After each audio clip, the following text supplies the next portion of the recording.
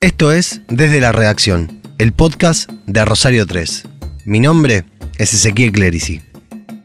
Federico Zapata es politólogo, director junto a Pablo Touzón de la consultora Escenarios y de la sección Economía Política de Revista Panamá. En este episodio, Zapata analiza las internas que atraviesan los frentes electorales nacionales y un problema persistente para las dos coaliciones: la falta de un modelo de desarrollo que acompaña a las economías provinciales como consecuencia de una clase dirigente y cuadros técnicos enfocados en el AMBA.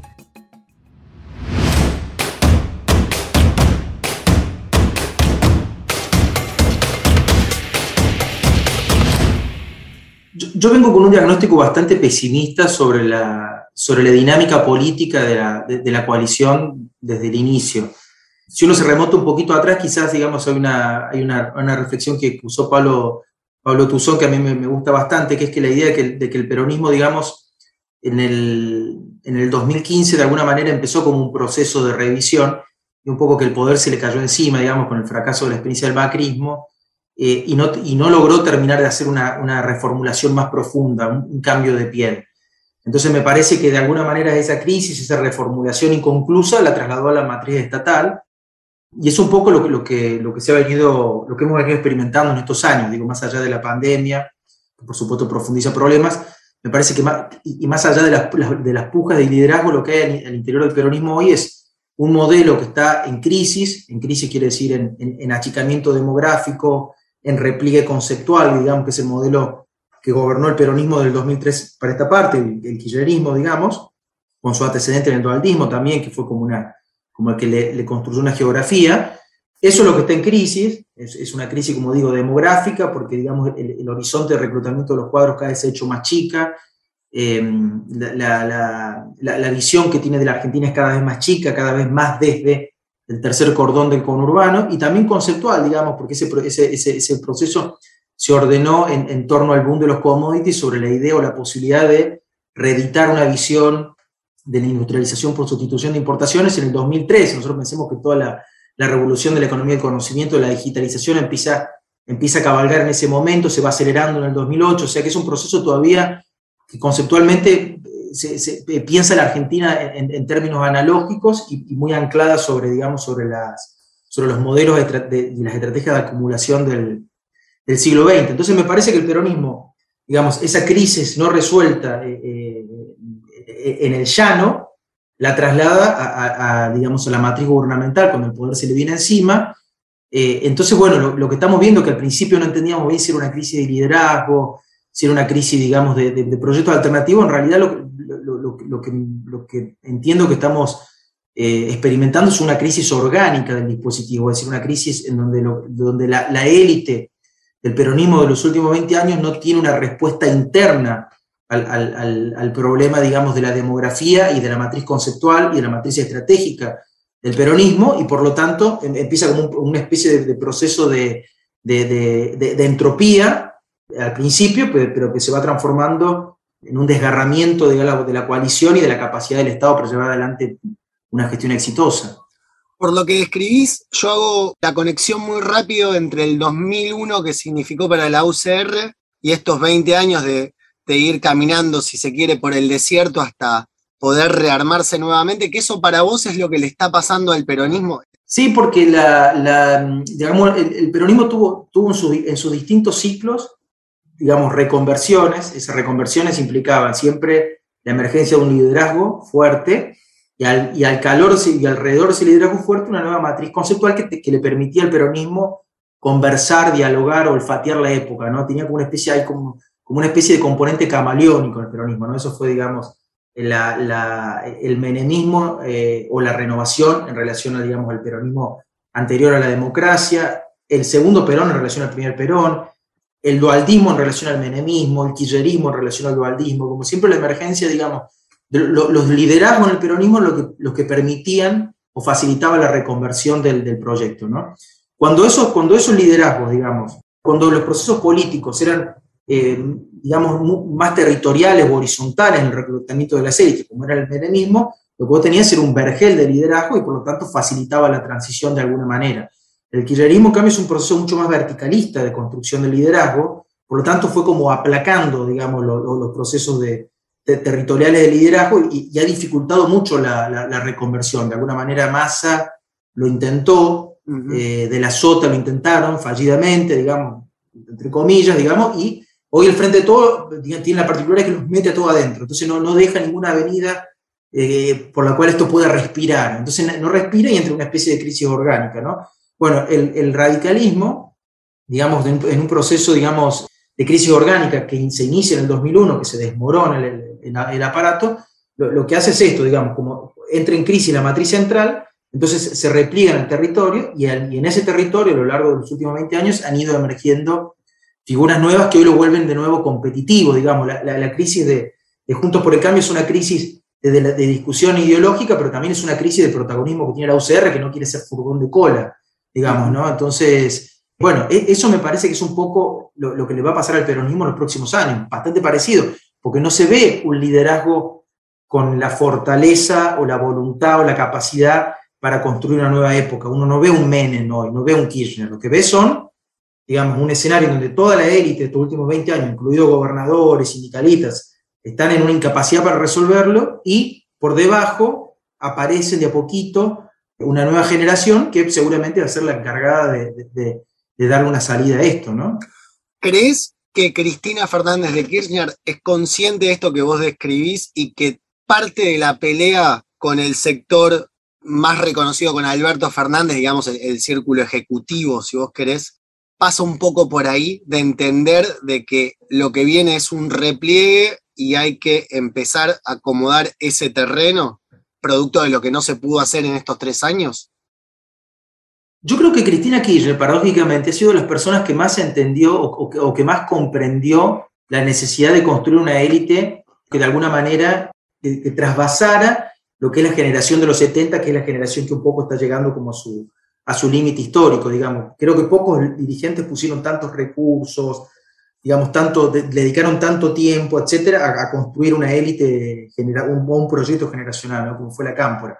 Lo que pasa es que no salió bien, ese es el problema. Entonces, digamos, ante el fracaso de eso, que no termina nunca de madurar, que no termina de ganar electorabilidad, digamos, que termina funcionando como una especie de coordinadora en las sombras, como operadores políticos, pero sin electorabilidad, ella se ve obligada, para preservar, digamos, su capital político o para preservar lo que ella entiende que debe ser la estación final del peronismo, que es esta idea del peronismo anclado en el progresismo, empieza con un proceso de repliegue, ¿no?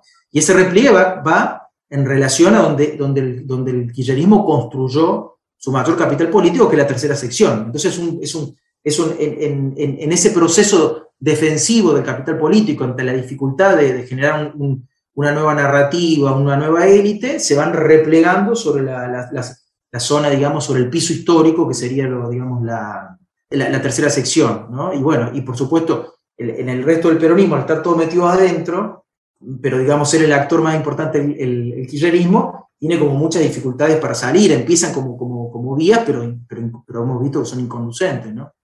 ¿En dónde ubicás ese error que no le permitió a la Cámpora hacer aquello que fue creada para hacer, o por lo menos fue pensada por parte de Néstor Kirchner y luego por Cristina Fernández? Mira, yo te diría varias cosas ahí. Te diría una, creo que la dinámica verticalista de construcción del kirchnerismo, que siempre fue como muy vertical, le terminó jugando una mala pasada a esa experiencia, porque, digamos, en lugar de ser una experiencia que se nutriera de procesos, digamos, realmente existentes en las bases, en los territorios, era más bien un proceso que se construía desde la cúpula. Entonces, digamos, direccionaba, bueno, en Santa Fe va a ser él, en Córdoba va a ser él, en Santa Cruz va a ser él. Entonces, eso lo que va haciendo es que, primero, le va quitando masa crítica a la organización, porque la organización se vuelve muy dependiente del que decide quiénes son los que lo va ahogando desde el punto de vista del proceso político, y le va quitando vida, digamos, ¿no? Porque a veces uno, digamos, si lo piensa al revés, por eso tiene que tolerar mayor disidencia ideológica, mayor aporte ideológica, pero va logrando que eso que viene desde abajo tenga mayor electorabilidad, mayor potencia política. Eso diría, como, me parece que es el principal, es una de las columnas de la dificultad que han tenido. La segunda, te diría, esta idea, digamos, muy vinculada a este proceso de construcción vertical, que es alambrar el proyecto político o el peronismo en en una especie como si la historia se pudiese detener entre el 2003 y 2015, digamos, ¿no? Bueno, acá está todo hecho. Entonces, eso te genera una especie de funcionamiento dogmático con el que perdés mucha riqueza para analizar lo que va ocurriendo. Es como, nosotros eres una especie de caballo desbocado y lo estás todo el tiempo como queriendo sujetar.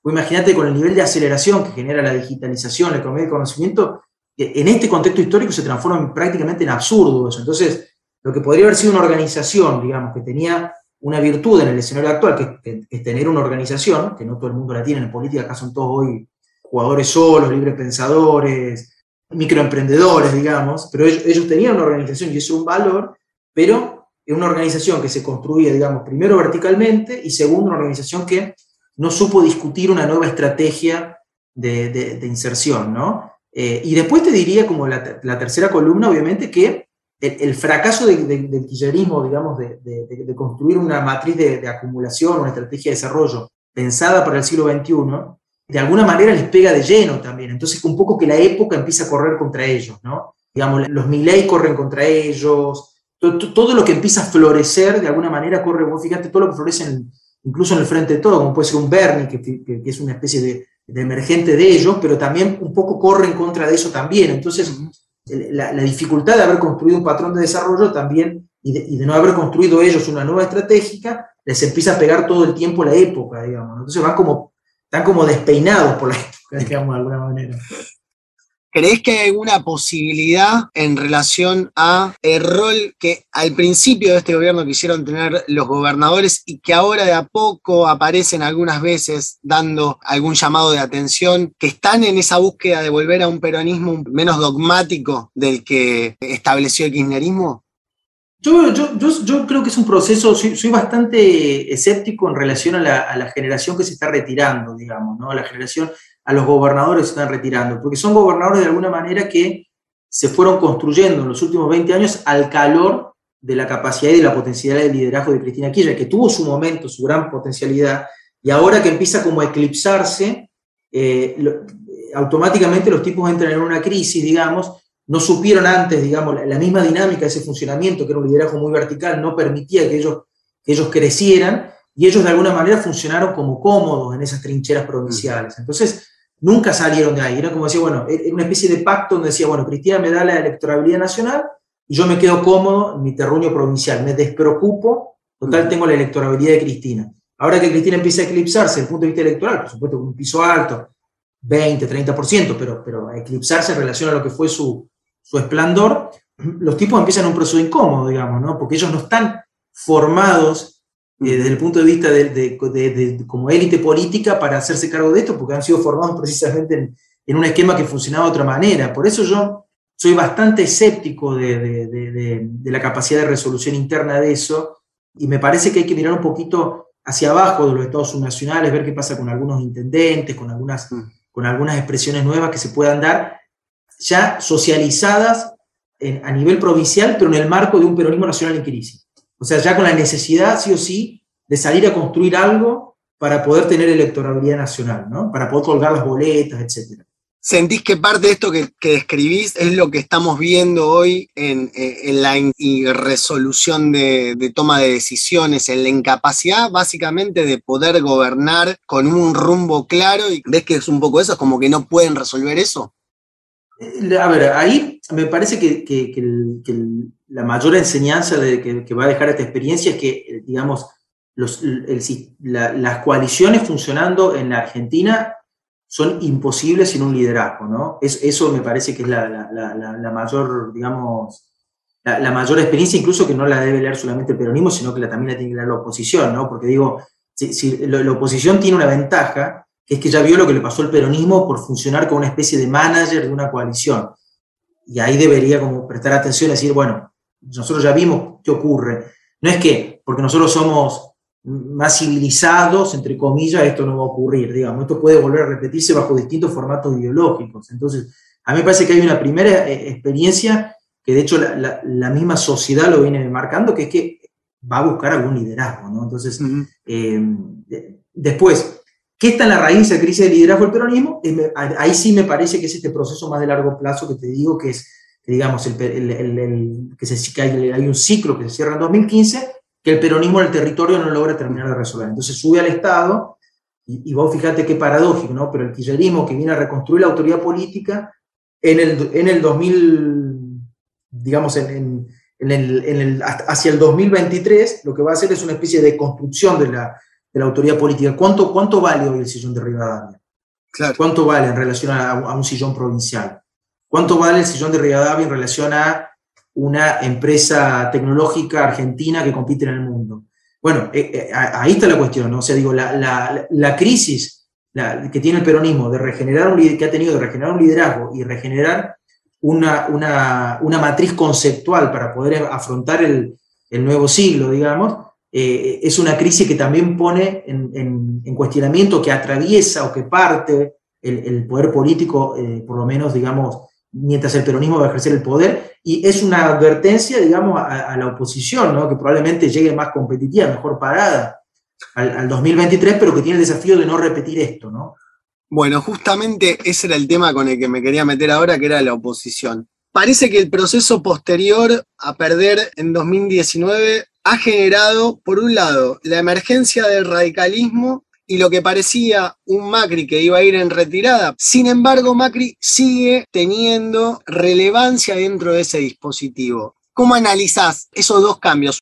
Bueno, a mí me parece que ahí, digamos, para arrancar por algún lado, pero me parece que el año pasado hay como un mal crónico en la política argentina, digamos, post-2008, post-conflicto con el campo, que es esta dificultad que tienen los liderazgos emergentes de, vamos a usarla entre comillas, digamos, de superar o de matar al padre, digamos, en términos psicoanalíticos, que no quiere decir vanagloriarse con la acción de matar, sino quiere decir, en la psicología quería decir, era básicamente la posibilidad de crecer, ¿no? Entonces ahí me parece que en el caso de Rodríguez Larreta el año pasado se perdió, digamos, así como Alberto Fernández en su pico de popularidad en la pandemia, que era un poco paralelo al de Rodríguez Larreta, se perdió la posibilidad de construir su liderazgo, Rodríguez Larreta también se perdió una oportunidad, digamos, darle un corte al liderazgo y fundar un nuevo liderazgo en el PRO, al interior de Juntos por el Cambio, en la elección de término medio, ¿no?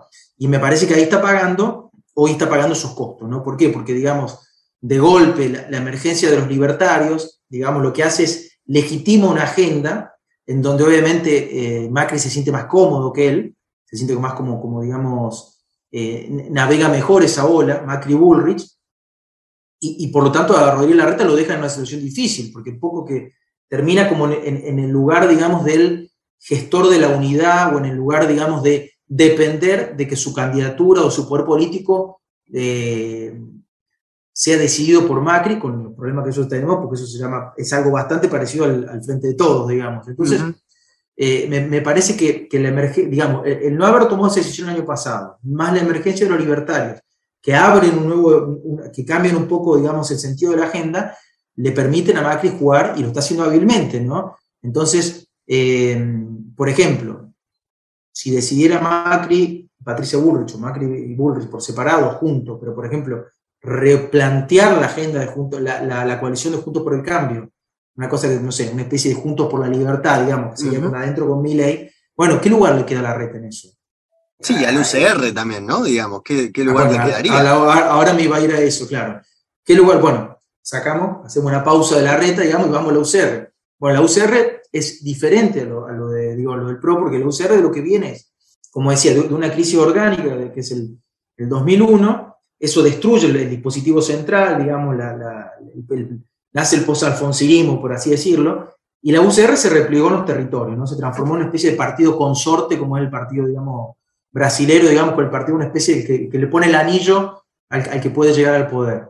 Bueno, hoy lo que vemos después de 20 años es justamente que lo que se han ido generando nuevos liderazgos, ¿no? Uno lo ve, el caso de Peláez en Neuquén, el caso de Campero en Tucumán, el caso de Loredo en Córdoba, Hapkin, digamos, que viene esa tradición en Rosario. Entonces lo que tenés y Manes en la provincia de Buenos Aires, ¿no? Y Lustó en la ciudad de Buenos Aires. Entonces, lo que tenés es una hipercompetitividad de liderazgo, por ahí no todavía instalado nacionalmente como para ganar una elección, pero tenés una gran competitividad. Entonces, ese proceso de riqueza del OCR le llega al PRO en un momento donde el PRO empieza a transitar un momento más de anquilazonamiento, digamos, se empieza como a avejentar un poquito, vos fíjate, son prácticamente los mismos liderazgos que en 2015, estamos discutiendo casi los mismos, con muchas dificultades para renovarse, cuando el PRO era una fuerza muy de renovación, digamos, hoy ya parecen caras o figuritas repetidas, ¿no? Entonces, la pregunta es,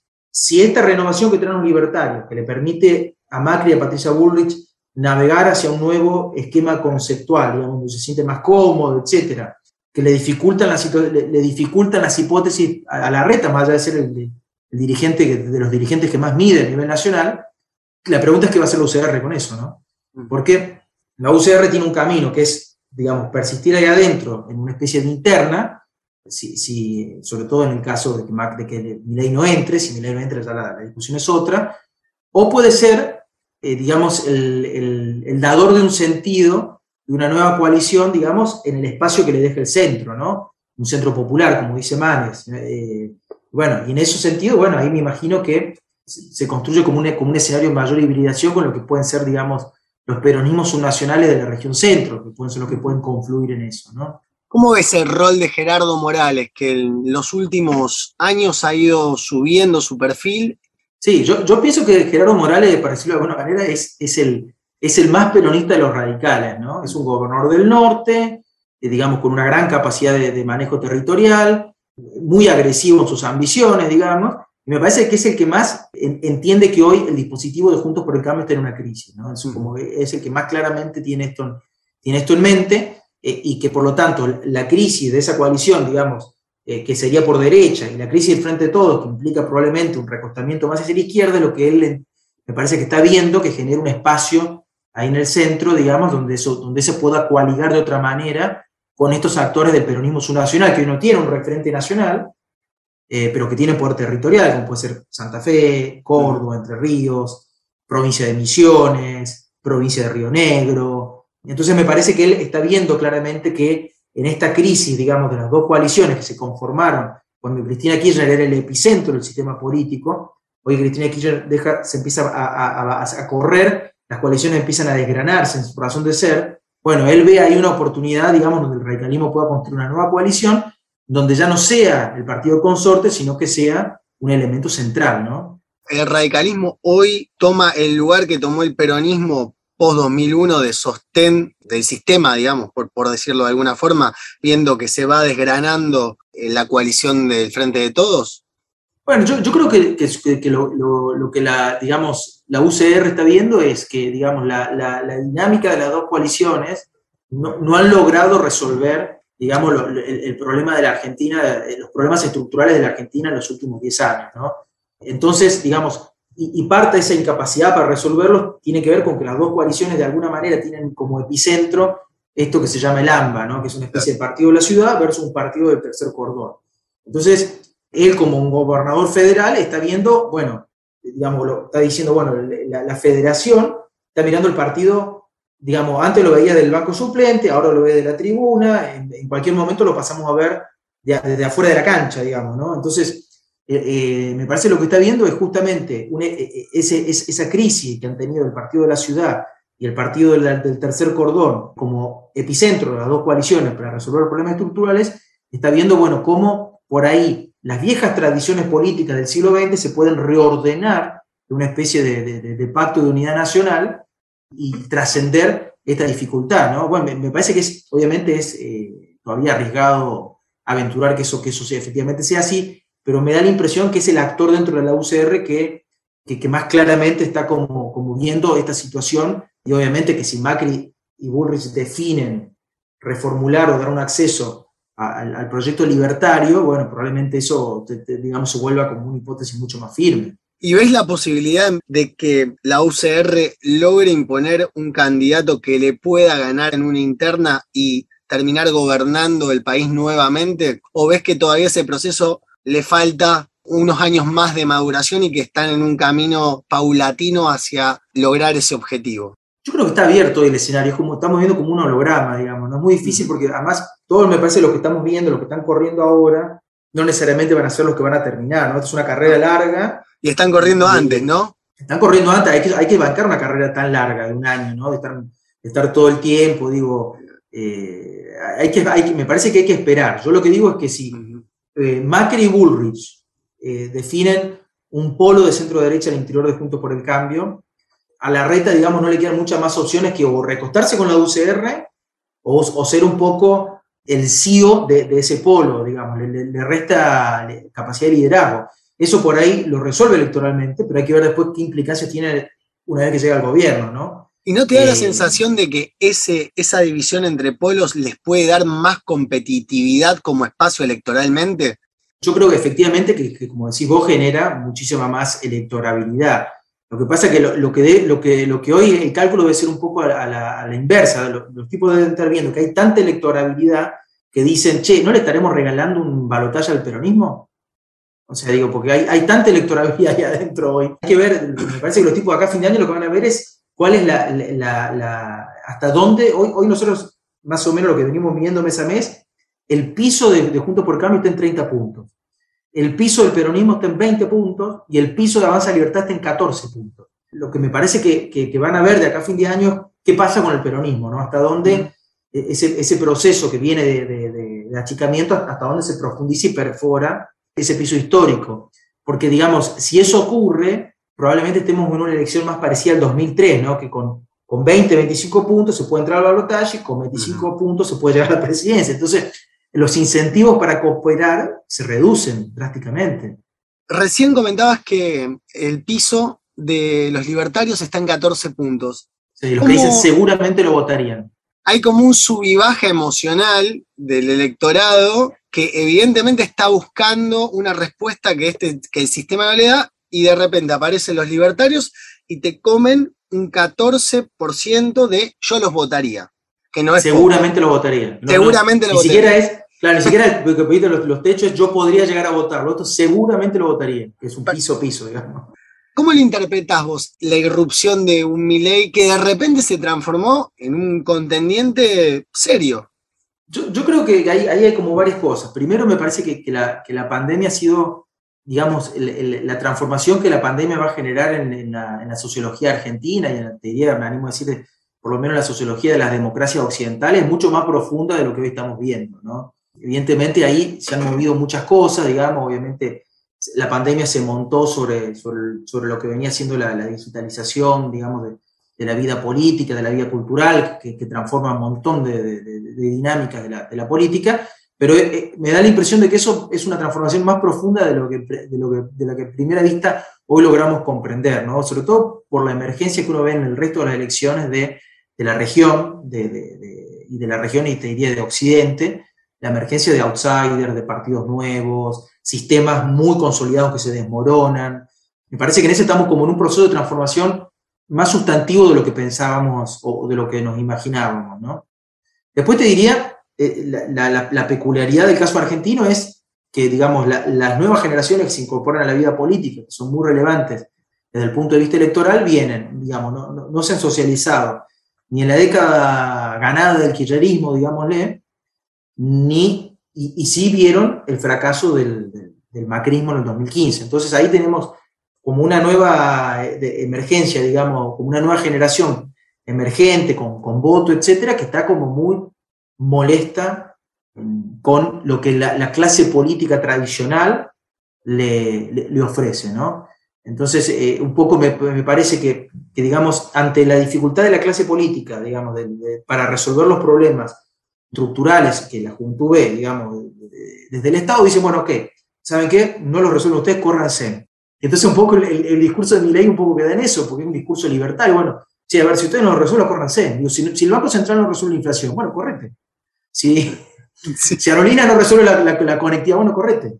Entonces me parece que el discurso ha pegado muy bien en estos sectores jóvenes por porque la incapacidad que ven en la política de resolver los problemas, ¿no? Montado sobre este caballo más de largo plazo, más profundo, más global, que es, digamos, la digitalización, la emergencia de los influencers, la pandemia, ¿no? Pero, digamos, en el caso concreto argentino, me da la impresión que está un poco eso, ¿no? Es como una época que corre contra el kirchnerismo, de alguna manera. En el medio de toda esta crisis que atraviesa nuestro propio sistema político, Argentina hoy tiene una posibilidad de suplir determinadas demandas que exige el mundo, de energía, de alimentos. ¿Qué modelo productivo ves que Argentina pueda desarrollar con sus particularidades políticas? Yo creo que Argentina, la oportunidad que le da el mundo hoy, que es una oportunidad inédita, tiene que ver precisamente con algunas capacidades históricas que tiene Argentina, ¿no? Entonces, la pregunta es, ¿qué le ofrece, qué va a demandar el mundo hoy que nosotros tenemos? No lo que nosotros quisiéramos. Argentina puede querer vender relojes suizos y vender Apple, pero digamos, probablemente no tengamos la capacidad para hacer esa curva de aprendizaje que otros ya la recorrió hace 50 años, ¿no? Entonces, ¿nosotros qué tenemos concretamente? Bueno, nosotros tenemos, desde el punto de vista científico-tecnológico, un sistema muy competitivo en todo lo que se denomina ciencias de la vida, ¿no? Biología, medicina, agronomía, veterinaria, todo eso nosotros somos muy buenos. Tenemos nuestros 3 premios Nobel vienen de ahí, son de ahí, digamos, ¿no? Tenemos eso. Tenemos un sector agroalimenticio, digamos, agrobio, ganadero, etcétera, muy competitivo, de los más competitivos del mundo, desconcentrado más geográficamente, distribuido. Tenemos biomasa, porque tenemos una amplitud de biomasa, digamos, a lo largo y ancho del país. Tenemos además el océano, digamos, que nosotros no lo tenemos absolutamente subexplotado, con lo cual, digamos, tenemos esas características.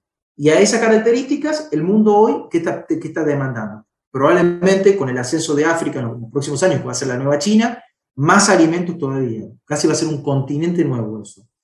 Está demandando además probablemente por las presiones de medio ambiente y de la agenda, un comercio biobasado en el que nosotros podemos, por ejemplo, hacer biocombustibles, biomateriales, nosotros podemos hacer absolutamente, liderar, ni siquiera hacer una curva de aprendizaje, liderar, digamos, ahí usted tiene el caso de la semilla de Bioceres. Y tercero, te diría, y esto es nuevo, pero con la guerra de Rusia contra Ucrania, toda la matriz energética, el proceso de transición que veníamos, digamos, sobre todo Europa, de la matriz energética que venía Alemania liderando, tratar de buscar una matriz energética lo más independiente posible del gas, digamos, del gas de Rusia, se va a acelerar. Entonces nosotros hoy tenemos una oportunidad, tenemos el mundo que hoy, digamos, por las características está demandando algo que nosotros tenemos y que si nosotros logramos resolver eso, que básicamente ahí es lo que nos está fallando en la política, tenemos una oportunidad en los próximos 20 años inmensa de resolver los problemas estos, ¿no?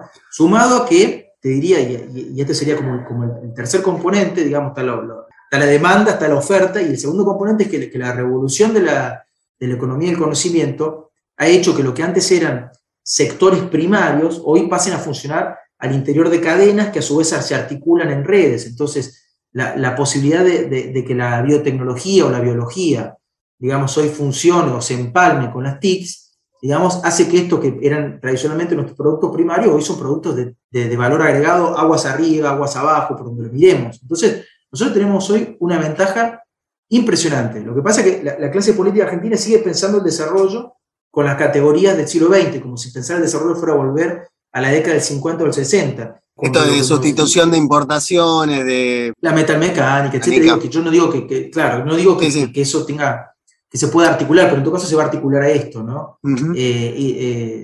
Por supuesto que no, que requiere de otras dinámicas complementarias, como va a ser el turismo, digamos, la producción de gas, la economía del conocimiento, estando lo que son las empresas de software argentinas, que son súper competitivas, pero lo que hay que hacer es reordenar una estrategia de cara a lo que nosotros, digamos, a lo que podemos ofrecerle al mundo y que el mundo nos va a querer comprar. Porque, repito, no es simplemente cuando uno dice, yo quiero exportar más, bueno, entonces yo voy a hacer computadora, y el mundo por ahí no nos va a comprar computadora. Nosotros tenemos, ahora sí que nosotros queremos exportar lo que nosotros podemos exportar, probablemente el mundo nos diga, ok, vos me exportás, pero yo te exporto a vos. Entonces, digamos, ir agresivamente al mundo también implica que el mundo va a querer venir hasta acá, ¿no? No es que nadie nos va a abrir las puertas si nosotros no abramos una puerta. Entonces me parece que ahí es donde me parece que la élite política de los últimos 20 años está en un proceso de crisis, de defección de la capacidad para pensar al país, y bueno, y ahí es donde tenemos el problema más serio. Y en relación con esta oportunidad que se nos presenta desde el punto de vista alimentario, ¿cómo ves que el peronismo ha llevado su relación con el campo a partir de 2008? ¿Ha logrado ir mejorando esa situación o todo lo contrario? ¿No ha encontrado dentro de sí mismo un lenguaje y un entendimiento de ese sector y de cuáles son sus necesidades para hacerlo aún más competitivo, para que eso nos permita a nosotros tener mejores mercados y mejor desarrollo interno. Yo creo que digamos, el peronismo nacional está como en una crisis en ese aspecto, digamos, porque es una fuerza, digamos, que desde el 2003 se construyó sobre 3 pilares, digamos, de reclutamiento, que son los patagónicos, digamos, que venían de una economía con una sociedad civil muy débil, digamos, donde ellos se sentaban a negociar básicamente con una petrolera, y todo el régimen va en contra, digamos, de la economía basada en energía fósil, digamos. Entonces imagínate que es como, primero casi no tenés actores, tenés una multinacional con la que te sentás a dialogar, y además tenés una multinacional que gira en torno al recurso sobre el cual vos estás queriendo hacer una transición energética. Después tenías el segundo pilar, que eran los progresistas de Capital Federal, digamos, digamos que están montados como en una especie de redistribucionismo sin producción de riqueza, o sea, como que se despreocupan de la producción de riqueza, como que es solamente de redistribuir, como si la riqueza se autogenerara. Y en tercero, digamos, los sectores del conurbano, que son sectores muy vinculados a la vieja matriz productiva industrial, digamos, con todos los lobbies vinculados a eso, etcétera, Tierra del Fuego, etcétera. Entonces lo que tenés es un peronismo, digamos, que en vez de mirar para el futuro, está todo el tiempo mirando en forma conservadora hacia regímenes que son poco competitivos, digamos, en Argentina y el mundo. Entonces, digamos, con esa matriz, con esa élite, va a ser muy difícil que esto se reordene. Vos fíjate que cuando vos vas al peronismo subnacional, algunas provincias como han sido, digamos, como es el caso de Santa Fe, el caso de Córdoba, digamos, algunas más exitosas que otras, digo, pero en líneas generales tenés ese problema no lo tenés, justamente porque los tipos, digamos, están metidos ahí, saben lo que eso produce, saben la riqueza, saben el dinamismo. Sí, de hecho, Schiaretti ha hecho una alianza estratégica con el sector del campo que a Córdoba le ha dado unos resultados muy positivos, no solamente su economía, sino para el desarrollo de su provincia en general, que yo creo que acá Perotti ha intentado ir en esa línea con altibajos, por así decirlo. Yo creo que es que lo que logró el peronismo de Córdoba en los últimos 20 años es como una alianza orgánica con eso. Entonces, sobre eso, lo que fue desarrollando, digamos, tiene plantas de biocombustible que son un lujo, fue desarrollando genética, fue mejorando criaderos, digo, fue como generando eso, lo complementó hizo dialogar el siglo XX con eso, metió ahí un clúster de economía del conocimiento fuertísimo en la ciudad, con software, etcétera, la metalmecánica de la maquinaria agropecuaria. Yo creo que Santa Fe también lo tiene, eso es muy competitiva. De hecho, creo que Santa Fe tiene, por ejemplo, aceleradoras, que son, yo siempre las tomo como modelo, todo lo que son el clúster de nuevos emprendimientos, digamos, de ciencias de la vida, de nuevos alimentos, etcétera, que tiene Santa Fe es extremadamente competitivo. Por ahí lo que no está articulado orgánicamente un proyecto político, ¿no? O sea, como la provincia está como en una, no tiene un proyecto político hegemónico, digamos, Perotti no logró construirlo, nadie lo logró construir en Santa Fe en los últimos años, entonces... También la falta, yo te iba a decir que la falta de una posibilidad de una reelección también genera que esos procesos sean más... Eso. Exacto.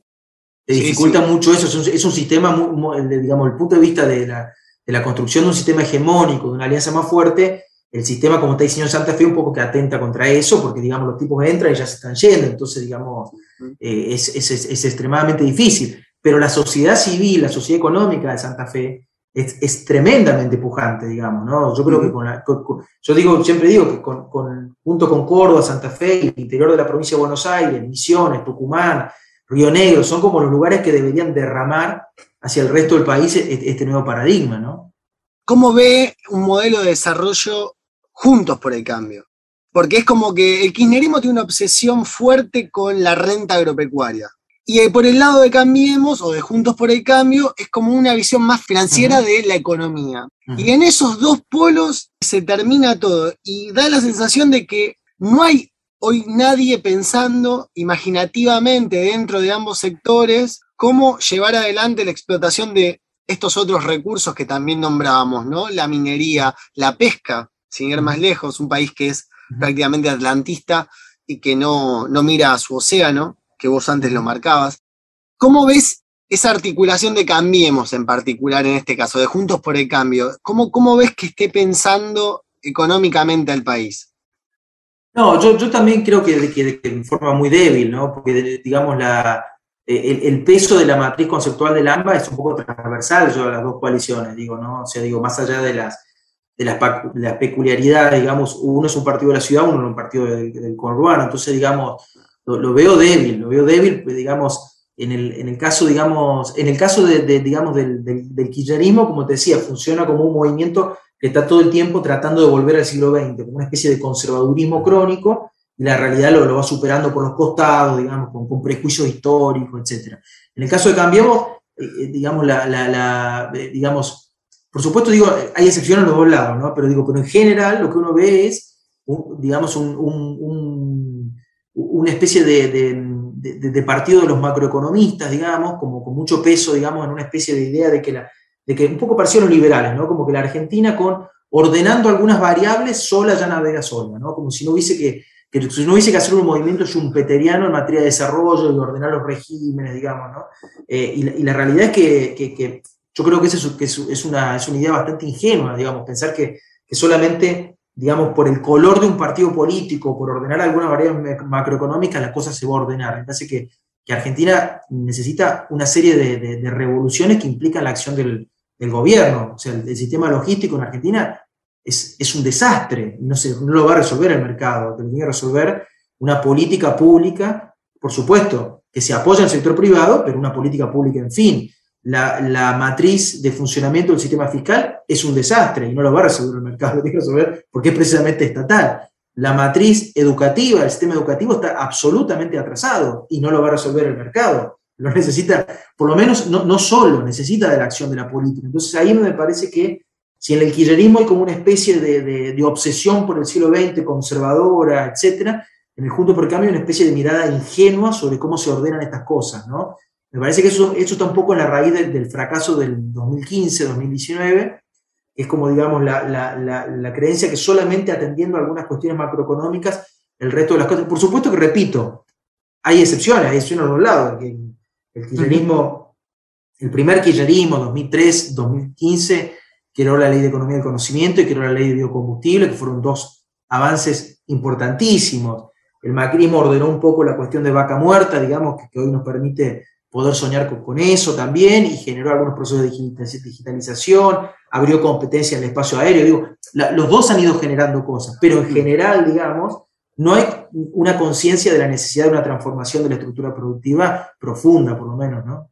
Última pregunta, con esto cerramos. ¿Ves tal vez en las líneas intermedias, por ahí dirigentes que no están todo el tiempo en la pública, ves que esté esta comprensión de lo que vos estás describiendo y de que también haya una idea de que sin el otro no se puede pensar un país a largo plazo? Digo, más allá de las diferencias ideológicas que pueda haber, que haya un cierto entendimiento de que se necesita por lo menos llegar a acuerdos básicos que permitan ese desarrollo de la Argentina para salir de esta espiral de cierta decadencia que venimos llevando desde hace años, producto de no poder resolver políticamente problemas que son internos? Yo lo que veo en las nuevas generaciones es como un poco como su producto de 20 años tan ideologizados, de tanto debate ideológico, etcétera, veo sí más pragmatismo, ¿no? Sobre todo son nuevas generaciones que vienen, digamos, de tener de gestionar cosas. Si uno agarra un corte y agarra sindicalistas sub 45, sub 50, ves sindicalistas mucho más pragmáticos, mucho más dispuestos a negociar acuerdos con el capital a cambio digamos, de poder aumentar afiliados, de poder mejorar la competitividad. Digamos, lo ves en los intendentes de ciudades grandes. Digo, uno ve el intendente, yo no lo conozco mucho, lo he seguido, digamos, pero ve el intendente de Yerbabuena que mencioné, es un tipo, me da la impresión, súper abierto. Vi un referente de Neuquén, Sergio, un tipo súper abierto. Ves un referente de Yarlora en Córdoba, un tipo con una cabeza abierta. Lo que ves me parece son tipos, digamos, que han surfeado la ola digital, y están viendo que los problemas del país tienen raíz en esta especie de hiperpolitización e hiperideologización de todos los temas, y que esos 20 años no han dado buenos resultados y están buscando como una cuestión más cosa. Eso me parece que en líneas generales es positivo. Después hay un problema general, que la crisis de los partidos en Argentina ha transformado a los políticos en autodidactas, son de alguna manera, aprenden de sí mismos, como dice un querido amigo mío, el Vasco Amondraén, dice, los políticos aprenden de sí mismos. Y eso es un problema, porque en la política, digamos, como la Argentina requiere transformaciones profundas y requiere recuperar una matriz estratégica, digamos, este divorcio que hay entre las ideas y el territorio es problemático y no sé cómo se resuelve. Digamos, si uno veía la política de Argentina en la década del 50, en la década del 60, sobre todo en la década del 60, pero después lo vio en los 90, en los 2000, etcétera, había como una matriz de unión, digo, había, el peronismo tenía un tipo como, más allá de la diferencia ideológica, podía tener un tipo como Cavallo, un tipo como Guido Di Tella, un tipo como Lavagna, sí. Digo, con toda la amplitud, pero eran tipos, o sea, que venían de las ideas, no encerrados en un laboratorio, sino que venían, o sea, pensaban para la realidad concreta, con mucho realismo, digamos, y que de alguna manera alimentaban el proceso político de los que venían del territorio. Eso es lo que se ha roto en la Argentina. Hoy, digamos, los líderes son, me parece, gente propensa, mucho más abierta, menos ideologizada, pero ha quedado rota la relación entre las ideas y el territorio, y me parece que es una tarea que en la política hay que reconstruir. Federico Zapata, muchísimas gracias. Un placer, Ezequiel. Un abrazo muy grande. Producción y realización, Ezequiel Clerici. Desde la redacción, es una creación de Rosario 3, Grupo Televisión Litoral. Gracias por tu atención.